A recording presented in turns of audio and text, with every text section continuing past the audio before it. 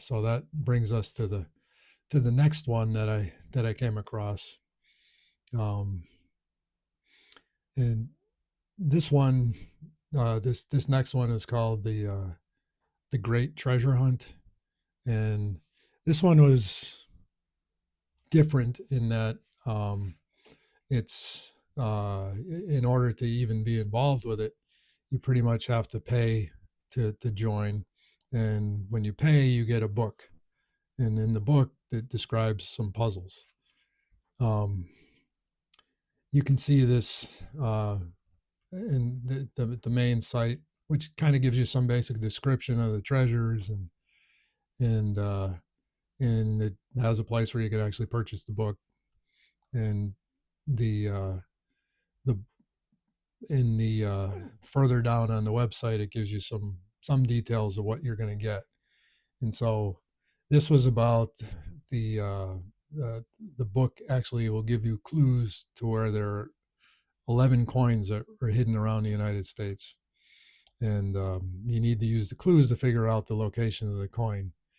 And once you know the location of the coin, then you either need to go there or you need to find a partner to go there and then find the coin. And once you find the coin, then you can split the prize. So the prize for each coin is $1,000. And I believe this is the fourth year that this contest has been running. And it's been growing a little bit every year. More people are getting involved. Um, and if you signed up for the book before the start of the before they mailed out any of the books, you should get the book about the same time as everybody else, which means that you would have the same opportunity for all the prizes or as anybody else would. Um, so I signed up and waited for my book. And as it turned out, we actually happened to be away the week that the book came, so we didn't get weren't able to jump on it right away. Not that it would have made a difference, but so I was got the book maybe 2 or 3 days after the the book had started arriving in people's mailboxes, and by then, two of the prizes had already been claimed. So people were already figuring out where to go and what to do. Um, this next picture shows there was a Facebook page that was connected to it, and the Facebook page actually had more up to date, more useful information. It would give you an idea of almost immediately after one of the prizes had been claimed that it had been claimed, and details would show up there, and there'd either be detailed descriptions of how somebody deciphered the clues to figure out where the location was, or there might be a link to a like a YouTube video that you could go and see how it was figured out. Um, I know for me, after it was helpful when some of them were being uh, determined and figured out, just to see how people were solving these clues, and I pretty much quickly realized that I was in over my head when it came to trying to figure some of these things out. But it still was something that was interesting, and something that I'd give it a shot again if and when it comes out again next year. Um, so here just an idea of what some of them were like. This was one of the easier clues and or and easier puzzles, and it was solved in just a few days. Um, there was on the prior page of the book there happened to be a discussion about Bitcoin, which seemed a little out of place, but I, not knowing why it was there, I didn't think much of it. So what you needed to realize that the word Bitcoin was a keyword that you would use with the grid of letters that you see here. So what you were supposed to do is if you any letter that appeared in the cell where both the row and the column headers were found in the keyword, those letters would be used and any other letters would be discarded. So in this case, in the upper left, the P is in a row with a header of T and a column with a letter B. So both of those are in Bitcoin. So that's a letter that you would use.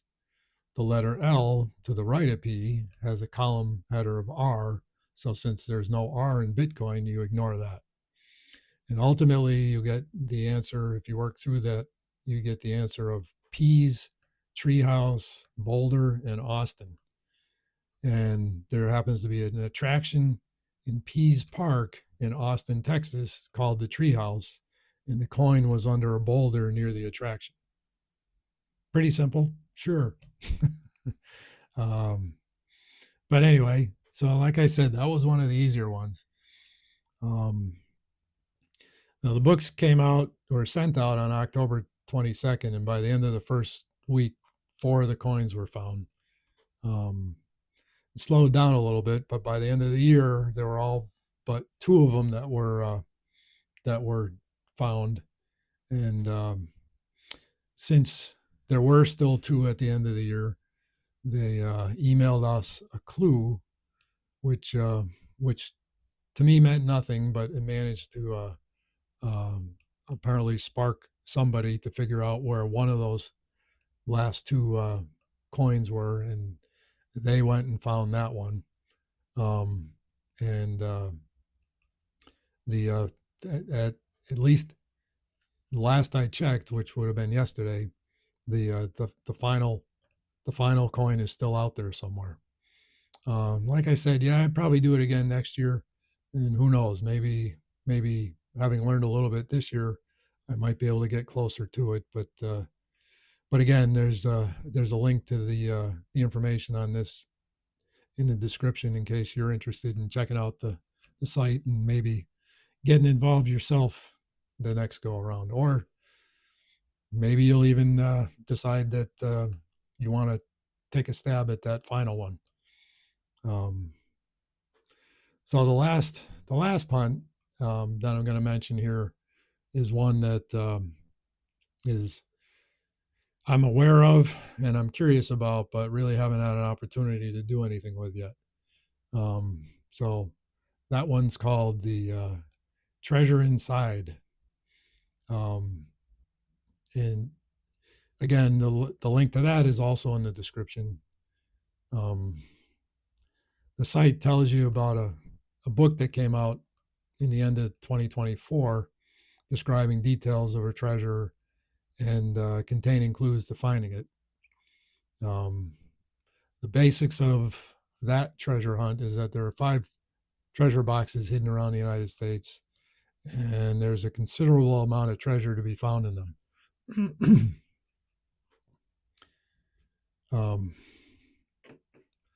So here's the website, and supposedly the total value is in the millions. The author himself is a Bitcoin millionaire, and he says he spent over $2 million to purchase the things that are in the treasure. And there's a little bit of everything I think that he's got in these boxes, from precious metals and jewels to rare collectible sports and even some Pokemon cards. I'd give you a little more information about it, but I don't even have one of the books. I found out about this a few days after it started, and by then all the books were sold out. There's a second printing that's coming out, which was supposed to be due out at the beginning of the month, but right now I'm seeing their estimates are the end of January or maybe early February. As far as I can tell, there's none of the treasure has been found yet. And I suppose, not knowing anything different, it could actually be a hoax, although it seems fairly real. So when the books actually do come out, I'll probably get one and see where that takes me. Probably down yet another rabbit hole.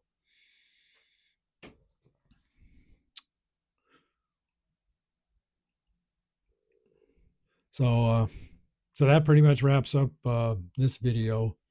And if you enjoyed it, you can click like or subscribe if you want to see more.